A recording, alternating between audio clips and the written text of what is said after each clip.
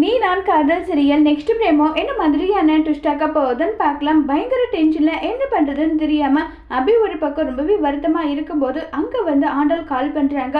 ஆண்டாள் கால் பண்ணி, அபி நீ எங்க இருக்க, உன்கிட்ட ஒரு முக்கியமான விஷயம் பேசணும்னு சொன்னதும், என்ன விஷயம் அத்தை, நீ கோவிலுக்கு வந்து சொல்லிட்டு ஆண்டாள் சொன்னதும் உடனே அபியும் கோவிலுக்கு கிளம்பி போறாங்க. உடனே இதுதான் பொண்ணுன்னு சொல்லிட்டு அபியை வந்து நிக்க வச்சு இவங்களுக்கு எல்லாமே சொல்லிக்கிட்டு இருக்காங்க. அபிக்கு எதுவுமே புரியாம என்ன அத்தை நடக்குதுங்க, எதுக்காக இப்படி சொல்லிட்டு இருக்கீங்க, என்ன விஷயம்ன்றாங்க. முதல்ல அவங்க போகட்டும், அதுக்கப்புறம் எதா இருந்தாலும் பேசிக்கலாம்னு சொல்றாங்க. அத்தை முதல்ல என்னன்றத சொல்லுங்க, அதுக்கப்புறம் எதா இருந்தாலும் பார்த்துக்கலாம். ராகவன் நம்பி எல்லாம் உன் வாழ்க்கையை கேள்விக்குறியில விட முடியாது.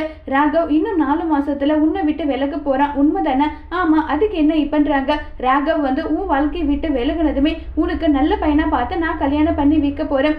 வாழை வெட்டிங்கிற பேரை நான் எடுத்து பட்ட அவமானத்தெல்லாம் நீ வந்து படக்கூடாது. அதனாலதான் இந்த சமூகம் எப்படிப்பட்டதுன்றது உனக்கு தெரியாது, அதை அனுபவிச்ச எனக்கு மட்டும் தான் தெரியும் நல்லா சொல்லி பேசுறாங்க.